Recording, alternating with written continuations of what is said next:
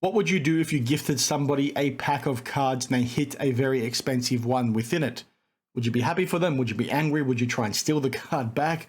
I want to know what you guys would do, because that's the talking point for today, because it's a pretty interesting one that's been floating around on the likes of, Reddit and Instagram over the last 1 to 2 days. And I thought, you know what? Let's use this as a talking point, because whilst it does in fact relate to Pokemon, I think it's a good story to discuss, and I want to hear what you guys would say down below in terms of what you would do to the person who did what I'm about to talk to you about. Now, obviously with Reddit, a lot of shit posting goes on here, so it's hard to confirm whether or not this is true or not, but let's just assume that it is for the time being. Now, this was posted in the legal advice subreddit, and what the person goes on to say is that they pulled a $5,000 card from a box that was gifted to them. The gifter stole the card and claims they never gifted it. Now, the story is basically that they had a birthday party. They invited some friends and family over. One of their friends gifted them an older Pokemon pack. They don't confirm what the pack is or what the card is, but like I said earlier, let's assume the story is true. And the reason why the person bought them the pack of cards was because they know they like to collect Pokemon. Now, this person says it was a $130 pack. They were going to keep it sealed, but somebody at the party decided to be an idiot and try and partially rip the pack. So this person then decided to go ahead and open it, is what they allege over here. Now, upon opening it, they reckon that it would have got a PSA 9. Again, they haven't confirmed what the card is, and they think it's about $5,000. Now, in one of the comments down here, they say it's a $2,000 card raw, but obviously let's just go with the flow. Now, they go on to say they can't make up what happened next. Their friend cursed them out, apparently, and then legitimately ran out of the house. They tried going after him, but he booked it to the woods, apparently. Now, obviously, they had some discussions afterwards, but the guy's basically saying that he never gifted it. Now, obviously, straight off the bat, if this is a true story, it's like, mate, you've got plenty of witnesses. Just go to the police. I don't think it's worth going to the police for a card of this value, because I don't think the police are going to really care, to be perfectly honest with you.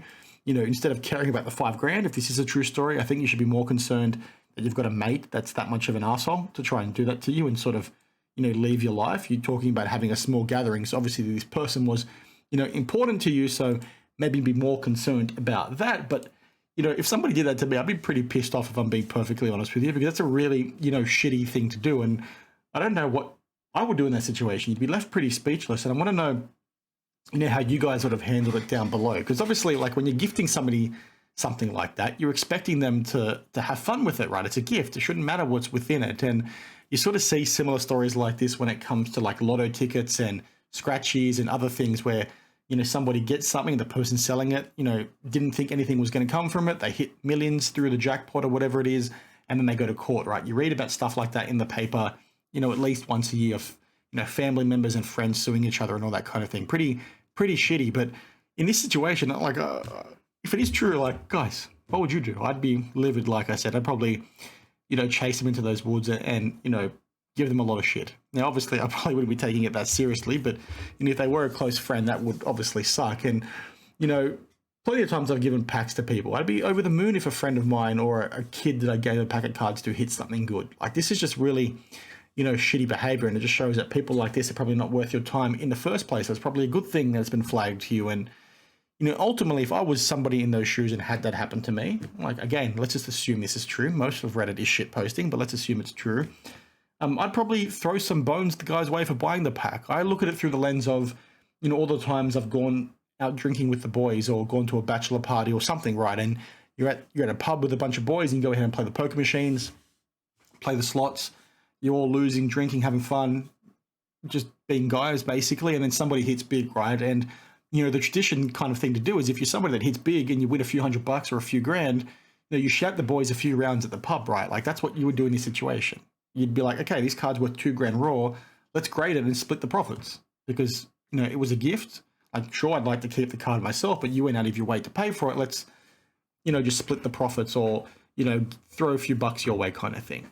That's how I would, approach this situation. But it's just funny how, people can be so greedy. And what's, most disappointing about stuff like this is that, sure, it could be a shit post on Reddit, but it's one of those stories that just seems super believable that, I'm not surprised that this would have happened, right? I'm not going to be, too shocked that this has happened. And it's the same sort of thing that you see with, breakers too, where they'll hit a card for their customer and then go ahead and keep it. It's like, guys, I don't know why you do that. In a situation like this, it's, a friend acting on impulse, an idiot acting on impulse. But when you see it, happen with breakers, it's like, guys, what are you doing?